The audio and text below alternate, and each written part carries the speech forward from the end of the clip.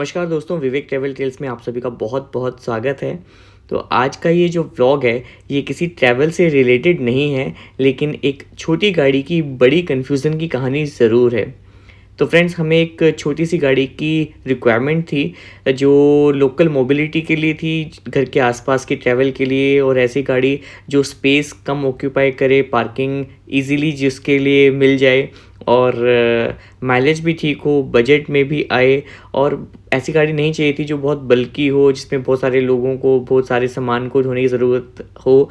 तो हमें तो एक छोटी सी गाड़ी चाहिए थी जो बिल्कुल घर के आसपास वाला जो ट्रैवल होता है, जो फटाफट आपको कहीं पे जाना है, पार्किंग का इशू जिसके साथ अटैच्ड ना हो, और बहुत ट्रैफिक में भी छोटी गाड़ियाँ इजीली मूव कर लेती हैं। तो इसी को देखते हमें एक छोटी गाड़ी की तलाश थी, जो हम बहुत दिनों से सर्च कर भी रहे थे। तो अभी कुछ दिनों पहले हमें पता लगा कि मारुति ने ऑल्टो K10 अपनी लॉन्च करने वाली है।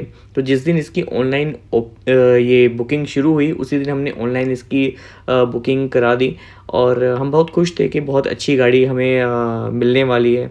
और बहुत जल्दी हमारे पास कॉल भी आ गया मारुति के जिस डीलर से हमने बुकिंग करी थी।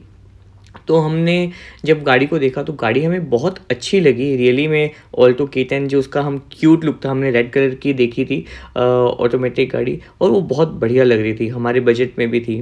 तो हम जब गाड़ी को देखने गए, उसके साथ में ही खड़ी थी एस्प्रेसो। अब एस्प्रेसो देखने में एक मिनी एसयूवी जैसी लग रही थी।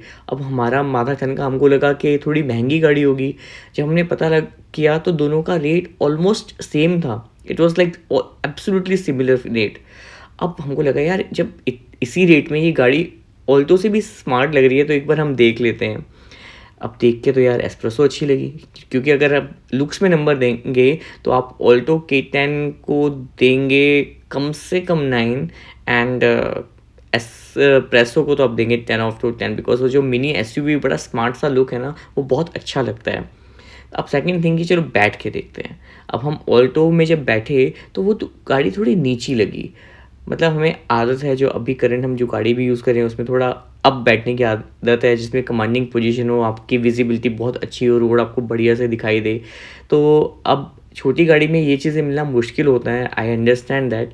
तो लेकिन जब हम एस्प्रेसो में बैठे तो वो गाड़ी बहुत ऊंची थी, एंड रियली में जिस मकसद से हम वो गाड़ी देख रहे थे और सर्च कर रहे थे, तो वो हमें बहुत सूट किया। अब ये फैक्टर पता लगा कि भाई चलो, बैठने में तो कमांडिंग जो पोजीशन है वो एस्प्रेसो की बहुत अच्छी है।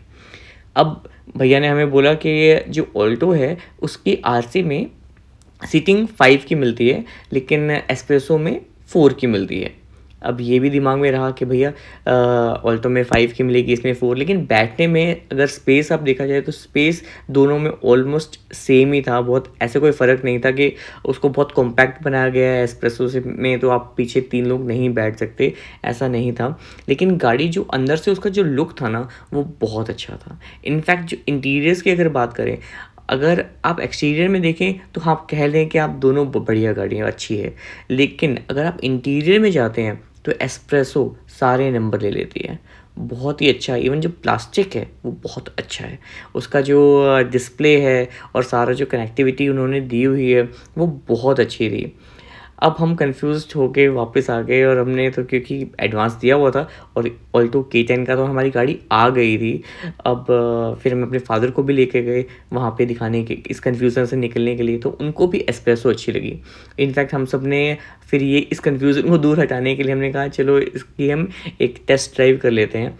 तो टेस्ट ड्राइव करके तो मज़ा आ गया रियली में। हमने ऑल्टो की तो फिर टेस्ट ड्राइव करी ही नहीं, हमने एस्प्रेसो की टेस्ट ड्राइव करी, और वो गाड़ी मज़ा आया उसको उसको चलाना बहुत आसान था। उसकी मोबिलिटी इतनी अच्छी थी, मूवेबिलिटी बहुत अच्छी है, उसको आराम से गाड़ी को एक उंगली से आप कहीं पे घुमा सकते हैं, और विजिबिलिटी रोड की जो बहुत ज़्यादा अच्छी है।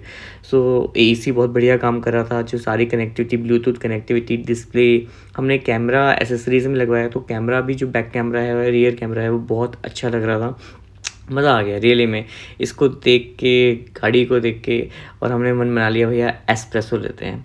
And can you believe it कि हमने जो सारी एसेसरीज उसके अंदर लगवाई, और गाड़ी हमने जो ली, it costed almost like 6 lakh rupees.